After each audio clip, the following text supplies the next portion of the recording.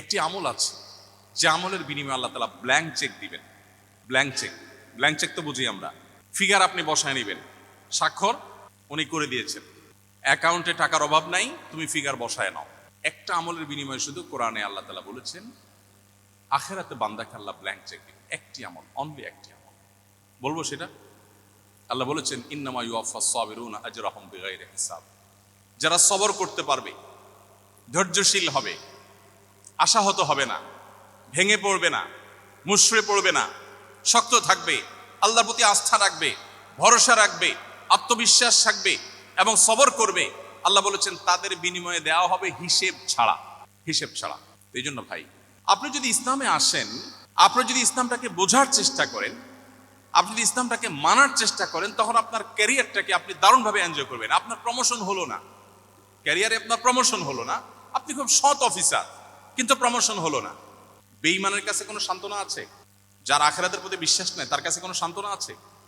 আমি একজন সৎ মানুষ বাট প্রমোশন হয় নাই, মানে ইচ্ছে বড় ট্র্যাজেডি আর কি হতে পারে? আপনার কাছে তো ইচ্ছে কষ্টের কিছু, আপনি শেষ হয়ে যাবেন ভিতরে ভিতরে ঘুরে ঘুরে। তার কোনো সান্ত্বনা আছে? কিন্তু ইমানদারের সান্ত্বনা আছে না নাই? আছে না নাই? আমার টার্গেট ছিল আমি প্রশাসনের সর্বোচ্চ লেভেলে যাব, আমি পড়াশোনা করে ভালো একটা জায়গায় যাব, যে আমি দুর্নীতিকে জাদুঘরে পাঠাবো, এদেশে মানুষের মুখে হাসি ফোটাবো, আমি অপ্রশাসনের বিরুদ্ধে সংগ্রাম করব, আমি সমাজে উদাহরণ হব, আমি মানুষের জন্য কাজ করব। এটা জীবনের সার্থকতা। ভোগবাদ এটা জীবনের সার্থকতা না। ভোগ করে সুখে থাকা এটা তো গরু ছাগলও পারে, পশু পাখিও পারে।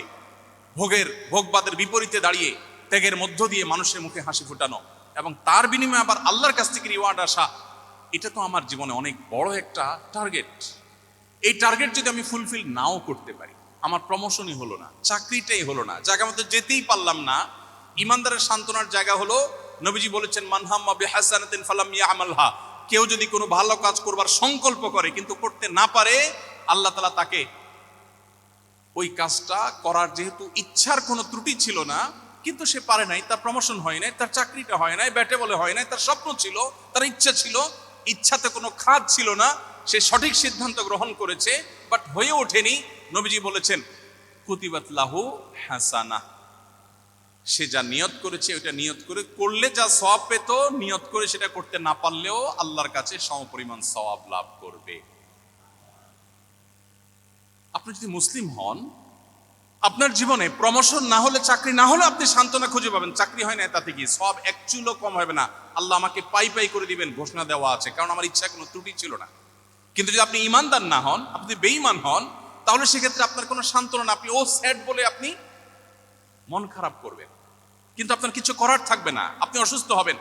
এই জন্য পৃথিবীতে কেউ যদি সুখ চায়, আল্লাহ কোরআনে এমনিতে বলেন নাই আল্লাহ বিযিকরিল্লাহি তাতমাইন্নুল কুলুব, যদি কেউ সুখ চায়, কেউ যদি মানসিক প্রশান্তি চায়, সেজন্য আল্লাহর স্মরণ করে, আল্লাহর স্মরণ করলে তার অন্তর এমনিতেই প্রশান্ত হয়ে যাবে।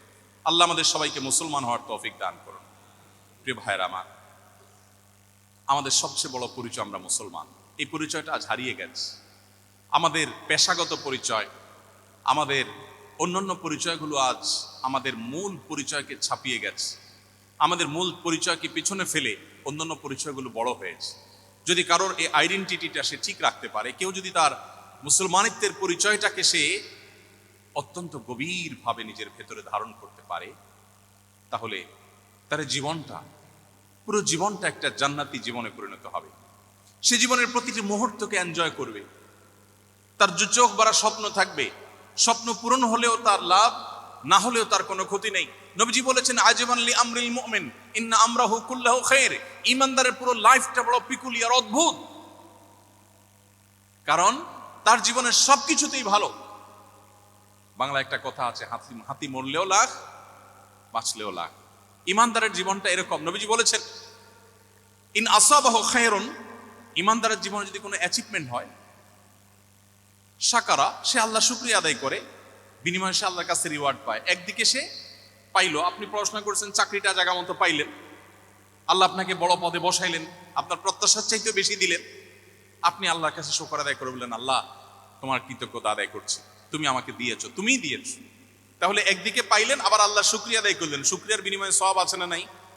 আচ্ছা, আর যদি আপনার প্রত্যাশা পূরণ না হয়, প্রত্যাশা পূরণ হলো না।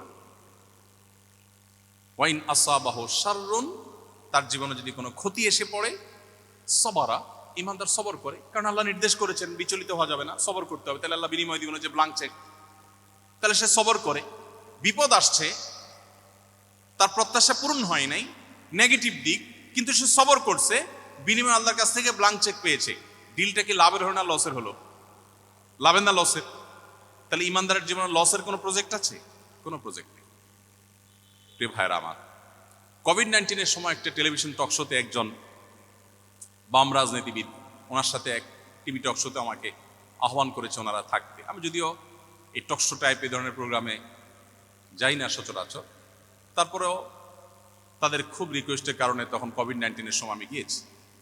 তখন ভদ্রলোক আমাকে বললেন, আচ্ছা, এই যে কোভিড-19 নিয়ে আপনারা হুজুররা অনেক ভুলভাল কথা বলেন, অনেক উল্টাপাল্টা কথা বলে, এটা করলে আর কিচ্ছু হবে না, ওটা করলে আর কিচ্ছু হবে না, আপনারা মাস্ক না বলে, তারপরে স্যানিটাইজারের কথা না বলে, বিজ্ঞান ভিত্তিক কথা না বলে, এই সমস্ত কথা বলে যে মানুষকে আপনারা বিভ্রান্ত করছেন, এতে লাভটা কি হচ্ছে বলেন তো? তো আমি বললাম ওনাকে যে দেখেন, একজন মানুষ তার জ্ঞান, গবেষণা এবং অভিজ্ঞতা দ্বারায় প্রমাণিত হয়েছে এটা তার জন্য লাভজনক, তখন সেটা গ্রহণ করতে ইসলাম নির্দেশ করে। কোনোটা ক্ষতিকর হলে সেটা থেকে বিরত থাকতে ইসলাম নির্দেশ করে। অতএব আমার মাস্ক এবং স্যানিটাইজেশন এটা যদি আমার জন্য, স্বাস্থ্যের জন্য ভালো হয়, এটা প্রমাণিত, তাহলে এটা আমাকে ধারণ করতে হবে, ইসলাম সেটা বলে। কোনো আলেম যদি এগুলো ফেলে দিতে বলে, দিয়ে তাওয়াক্কুল করতে বলে, এটা ইসলাম বলে না, এটা ইসলামের ওই আলেমের ব্যক্তিগত মত হতে পারে। তবে আলেম যে তাকে আল্লাহর উপর ভরসা দিচ্ছে, আল্লাহর ভরসার কথা বলছে, এটার লাভ হলো এর ফলে সে প্রচন্ড একটা মানসিক শক্তি পায়, যেটা আপনি একজন অবিশ্বাসী হলে পাবেন না। আমি সব ব্যবস্থা গ্রহণ করার পরে বলি, আরে মাছ তো পড়লাম দামিটা, সবই ঠিক করলাম, কিন্তু হবে কি হবে না রোগ, এটা আল্লাহর হাতে, অতএব আল্লাহ ভরসা। এই যে কনফিডেন্ট তার মধ্যে চলে আসে, আপনার তো কনফিডেন্টের জায়গা নাই। আল্লাহ কোরআনে বলেছেন, যালিকা বিআন্নাল্লাহা মাওলাল্লাযীনা আমানু আন্নাল কাফিরিনা লা মাওলা লাহুম। ইমানদারদের একজন অভিভাবক আছে। ইমানদারের একজন কি আছে? অভিভাবক আছে। যে অবিশ্বাসী কাফের, তার কোনো অভিভাবক নেই, তার কোনো যাওয়ার জায়গা নেই। ঢাকা বিশ্ববিদ্যালয়ের একজন শিক্ষক আমাকে কোন একটা প্রোগ্রামে বলছিলেন, ব্যক্তিগতভাবে না, আমি ওই প্রোগ্রামে ছিলাম, ব্যক্তিগতভাবে সম্ভবত কোনো এক সময় বলেছেন, যাই হোক, তিনি বলছিলেন যে আমার এক স্টুডেন্ট, মুসলমানের ছেলে, হঠাৎ নাস্তিক হয়ে গেছে। বলে যে ধর্মকর্ম আমার ভালো লাগে না, আমার মনে হচ্ছে এগুলো মানুষের বানানো। তো ছেলেকে কিছু বোঝানোর চেষ্টা করলাম, কিন্তু সে খুবই অ্যারোগ্যান্ট, কোনোভাবে বোঝার চেষ্টা করলো না, এবং সে নাস্তিক্যবাদের উপরে তার দিনাতিপাত করা শুরু করলো। হঠাৎ অনেক দিন পরে দেখলাম সে আবার নামাজ কালাম ধরছে। বললাম, কিরে বাবা, তুমি না নাস্তিক হয়ে গেছো? বলে, স্যার, আবার আমি ইসলামে আসছি। বলে, ব্যাপার কি, কি বুঝে ইসলামে আসলা, তোমার এত বুঝালাম। তখন এখনো তিনি ঢাকা ইউনিভার্সিটির টিচার আছেন। তখন তিনি বললেন যে আমাকে ও বলল, ওই ছেলেটা বলল, স্যার, সত্যি বলতে কি, আমার কাছে সবই অহেতুক এবং মিছে মনে হয়েছে, কিন্তু নাস্তিক্যবাদে যাওয়ার পর আমি জীবনের কোনো মানে খুঁজে পাচ্ছিলাম না। আমি কেন বেঁচে আছি, আমার জীবনের লক্ষ্য কি, উদ্দেশ্য কি? খেয়ে পরে বেঁচে থাকে, গরু ছাগল তো বেঁচে থাকে, তো আমার আর তার মধ্যে পার্থক্য কি? সেও মাটি হয়ে যাবো, আমি মাটি হয়ে যাবো, তো আমার আর তার মধ্যে ডিফারেন্সটা কোথায়?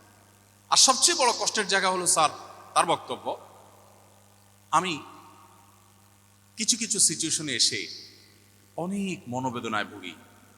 একান্তে একটু কারোর সাথে কথা বলতে মন চায়, একটু মন খুলে কারোর সাথে আলাপ করব, দুঃখের কথা কারোর সাথে শেয়ার করব, অনেক মন চায়। কিছু কথা আছে না ভাই, পৃথিবীর কারোর কাছে বলে শান্তি নেই, আছে না? বউয়ের কাছে বলেও শান্তি লাগে না, বাপমার কাছেও না, বন্ধু বান্ধবের কাছেও না। এরকম কিছু সিচুয়েশন আসে না মানুষের জীবনে, মনে দুঃখ, কষ্ট, একান্তে একটু কথা বলতে চায়। তো সে যুবক বলল, স্যার, আমি সেই মানুষটাকে বা সেই সত্তাটাকে খুঁজছিলাম, কার কাছে একটু মন খুলে কথা বলবো, বাট আমি যখন নাস্তিক হয়ে গেলাম, আমি কোনো অবলম্বন পাচ্ছিলাম না, কাকে বলবো, কোনো মানুষের কাছে বলে আমি শান্তি পাচ্ছিলাম না। আমি সেজন্য ইসলামে ফিরে আসলাম। এখন আমার কোনো দুঃখ, কোনো বেদনা যে কারোর সাথে শেয়ার করবার মতো না, সেটা আমি তাহাজ্জুদে দাঁড়িয়ে, নামাজের সেজদায় গিয়ে বিড়বিড় করে, মনের গভীর থেকে যখন আমার সৃষ্টিকর্তাকে স্মরণ করে আল্লাহর উদ্দেশ্যে নিবেদন করি, আল্লাহর সঙ্গে কথা বলি, আমি খুব প্রশান্তি অনুভব করি, আমি খুব শান্তি পাই। আমার মনের এই সুখটা পৃথিবীর কোনো শক্তি আর দিতে পারবে না, এটা নিশ্চিত হয়ে গেছে। সেজন্য আমি ইসলামে ফিরে এসেছি।